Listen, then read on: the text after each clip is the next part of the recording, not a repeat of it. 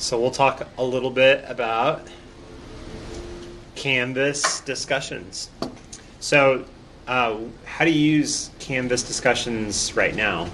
So what's your experience with it so far? Sometimes, like when we do, sometimes I also use for project or just for group discussion for assignment.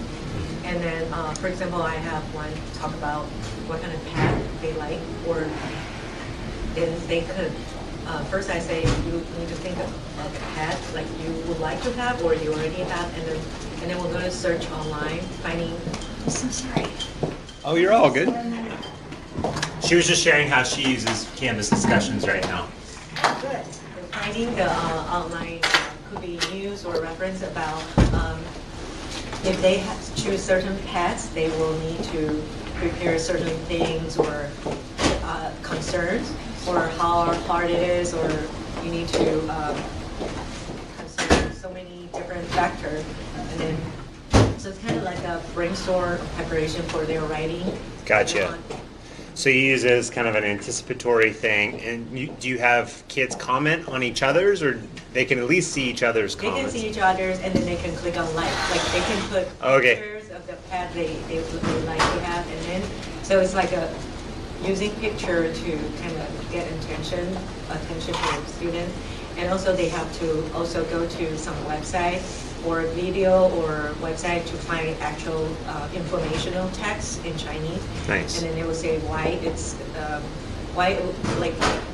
if you want this pad, you need to be thinking about certain things, like if you have do you want to have fish, and then what are the factors? So they have to do so-called like a interpretive task. Right. And then they put in there like either first finding an article, finding picture, and then interpreted them, and then they kind of do a presentation mode, like do what they can learn from there, and then write about their thoughts about that. Nice.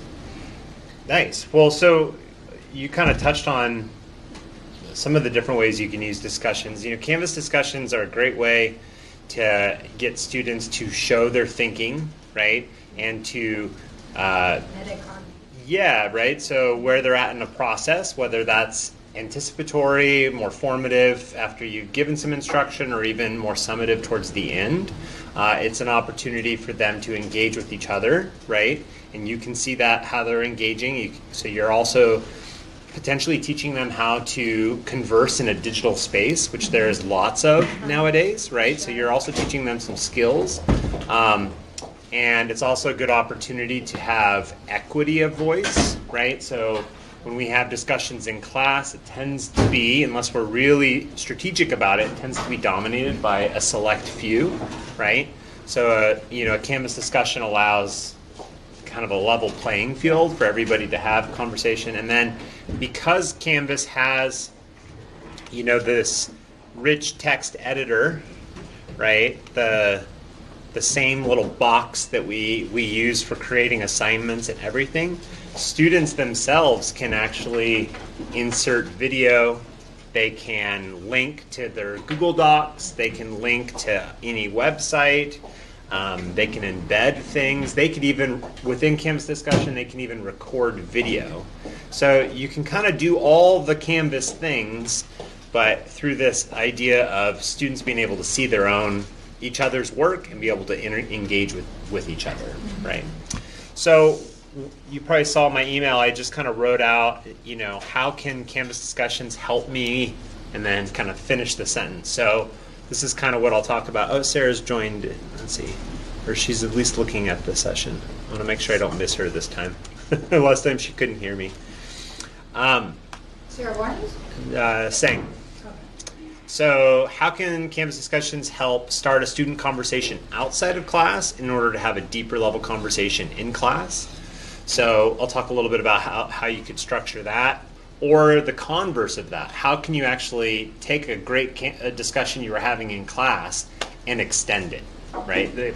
Go beyond classroom, have kids keep thinking about it, keep talking about it, and then actually maybe circle back into class the following time. So Canvas discussions, it's not purely an online discussion. I want you to really think of it as a blended model, right?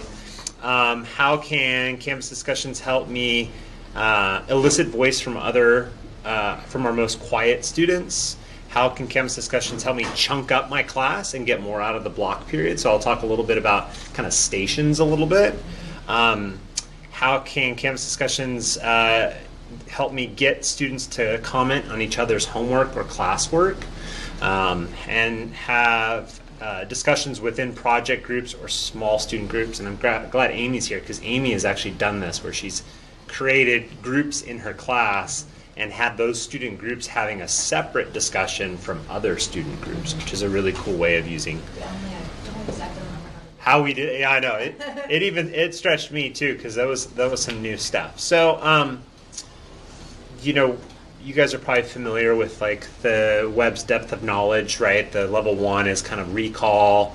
Level 2 is a little more skill concept based. Level 3 is more strategic. Level 3 and 4 is kind of getting more to the critical thinking. So if you think about how you would say structure a discussion, where you're having students do it first on their own, right? So in this case, you could have them read some text or watch some video, and you could be having questions on your Canvas discussion that are kind of recall, right? So kind of checking for understanding. Can they recollect the information and organize it, right?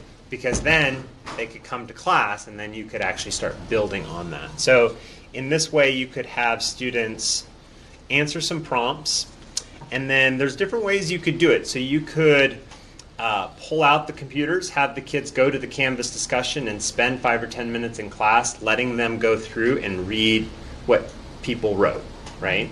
In this way, you could be asking them to then look for the patterns. What are you seeing come up again and again? Or what jumps out at you as different? Or, something like that. And you can have your guiding questions, right? Or you can also, even though it's a digital thing, you could print out the discussion and pass them out to students and have them go through with highlighters, right? Maybe they had quotes or something like that. So having them kind of connect what they did in that digital space, kind of anchor it back as a class, and then use that as your launching point for your deeper stuff, right? Maybe you're having them now apply that, what they learned, to another situation, or construct something based on what they learned. I mean, whatever your context is, but the idea is you've got them doing the intro level thinking about it, and now in class, while you're there, you can kind of push them and go deeper, right? And then kind of the flip of that, say you've introduced some new content in class, and you've started to kind of get into a little bit higher level thinking in class, but you run out of time, or you're not going to have enough time to really dig deeper. So here's where then you create a Canvas discussion using some of these level 3 or 4 sentence starters to have them really go deeper and really kind of challenge them and have them comment on a discussion. And then you would kind of do the same thing the next class. You could have them look at what they wrote, and here's where it's really kind of cool for them to look at each other's work and compare. You can also, in the digital space, you can say you need to comment, do your initial post, and comment on 2 other people's, right? So they're seeing their own, or they're thinking on their own, seeing what they wrote, and then also seeing what others have written. And I'll talk a little bit about the end about some tips and tricks for how to do the nuts and bolts of this, but I want you to think more pedagogically about how you would use discussions right now. And so then coming back to class, say day 2, now you can have a wrap-up discussion recapping what different people came up with. Maybe they were all finding different examples of a major concept you discussed, for example. Any questions about those, or ideas or thoughts? Hi, Sarah. So, I think you can kind of infer, but it's worth pointing out that inherent in this process is equity of voice, right? Like if all kids are having a platform in which to share their thoughts, you really are ensuring that all students have a voice, right? So I have found when I've done Canvas discussions, sometimes some of my most quiet students have some of the most thoughtful write-ups, and it's just really great for them to have a voice. And then what's even cooler is seeing kids comment on those kids' posts, right? Where those kids don't necessarily get a recognition in class, but now in that digital space, they're shining, and peers realize, oh, that student, that peer really has something to contribute. So there isn't anything specific to show. And on the basis of their writing. Woot woot. Yeah, right? Yeah. So another option here is to think about, yes, you're doing a Canvas discussion, but it doesn't necessarily have to be outside of class at all. You could actually be using a Canvas discussion in class. So thinking about kind of a station rotation, right? I don't know if you guys can see this okay. I can zoom in a little bit. So the idea here is you have a really long block of a period. You don't want them to be doing the same thing all the time, and you want to increase your contact time with students. You could create, say, 3 or 4 stations in the class, move tables around, and we often think of stations as like elementary level, but it can totally be utilized at our level as well. So one of the stations could be a Canvas discussion, right? So here you've designed some very purposeful prompts that are centered around the opportunity for kids to have some individual thinking time, some processing time. It could be more reflecting, so getting into that metacognition, or just time for them to be doing writing, right? Processing what they've learned, wherever you are in that process.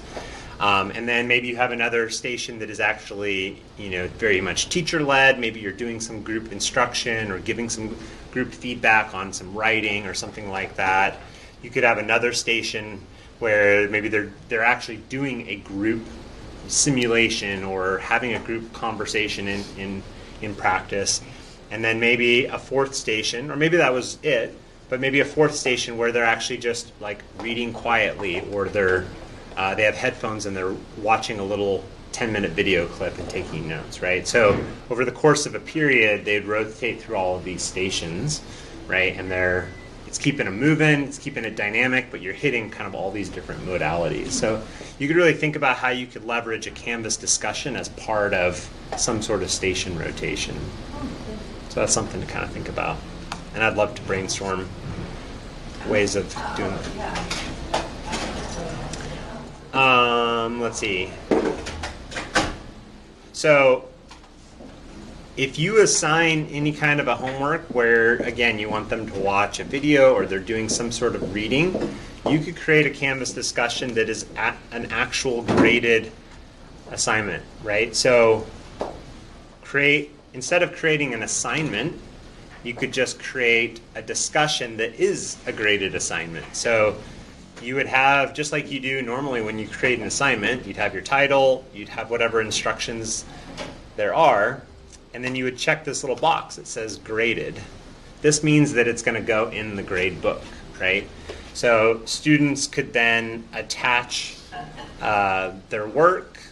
They could write their work directly in the text. They could be linking to a Google Doc or whatever. But what this now allows is for students to see each other's work. So if you wanted them to turn in work, you wanted to give them a grade, but you also want them to comment on each other's or be able to see what other people are doing, you could create your assignment as a discussion, right? Then the same thing as always. You give points, you put it in the category, etc. And you can have different due dates and the like. One of the things I would recommend, so now we're getting a little bit into the nuts and bolts of discussions, I would advise you always to check this little box that says users must post before seeing replies. If you don't check that box, what will happen is kids will go and they'll just start reading what other people wrote, and you get the copycat effect, right? So if they don't mean to, they can't help it. They can't help it, yeah. So you want to have them do their thought first and then hit reply, and then they'll be able to see what everybody else wrote. And they'll probably want to then read and compare what they wrote with what others wrote. So when students submit, then you'll be able to see their post in SpeedGrader and be able to give them points in SpeedGrader, just like you do with any sort of writing or what have you.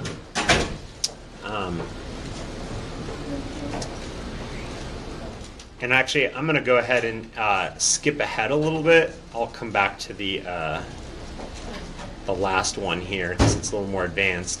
So some helpful tips when you're doing Canvas discussions or any kind of online discussion. You do want to front load it a little bit, like have a conversation with them about what a online discussion is and isn't. It's not a chat room. It's not like social media. We still do want to use, proper grammar, punctuation. We want to still be respectful in the same way we would be respectful in class. And so just kind of remind them that how they behave in the digital space is the same way you expect them to behave in class. I think it's also helpful to be really clear about how much or how little you want them to write, just so that they don't feel like they're having to do a ton or not enough. If you want them to provide links, be explicit about that. You may even have to kind of show them if they haven't done it on Canvas before. And if you want them to comment, which I don't know, is kind of the point, right? Give them guidelines on how to comment appropriately. This could be completely new for them, depending on what grade level you are, and if they've ever had teachers do it with them before.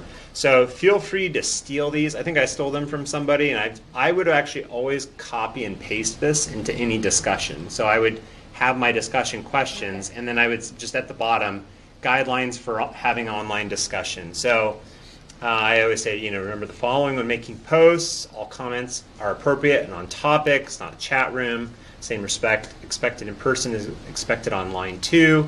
All comments are written in complete sentences with correct conventions. And I say, all comments follow the 7 tips. Give a compliment, add something new, make a connection to the writer, give advice or suggestion to the writer how they can meet their goals or target better, end with a question, so then you're actually helping facilitate a conversation, proofread and sign your name. And then this is a really big one. No more than 3 comments, or if you're looking at somebody's response and they already have 3 replies, go on down to the next one, right? Because what will happen inevitably is you'll get the stacking, right? Kids will just go and they'll comment on some of the first posts, but they then won't ever scroll down to the bottom. So this way you kind of help ensure that everybody's getting comments. And if, kids in their reading found a couple that were hot button ones that are really worth talking about, or you see a couple that are really on point, that's that blended part, right? Now this is where in class you can highlight maybe those individual students and have a larger conversation around those. So those are kind of some good nuts and bolts guidelines. I don't know, Miriam, do you have any advice that you give your students about discussions? Yeah, I think the quick way is for them to click on like, and then there's one function they can there's one allow liking, and then you can sort by like something you can for fun, for them to see, and then if you have more time, they can respond to some of the expressions. And I think something can relate to their own experience with using it, right? I want to know what functions about, would you be able, I know you can close it, stop so they don't care. Is there a way to hide it without deleting? So you can, if you lock it, so you say the until, then it becomes closed, and then within discussions, you'll see it'll sort them. Mm-hmm. And I don't think I think you can open them, but I don't think they can. Yeah, so they'll move down into this bottom Yeah, one. they're closed, but is there a way, like, if you want to totally take it out? Like, Oh, I don't know if that's something. Kind of like I finish and then maybe. yeah, that's a good question. I've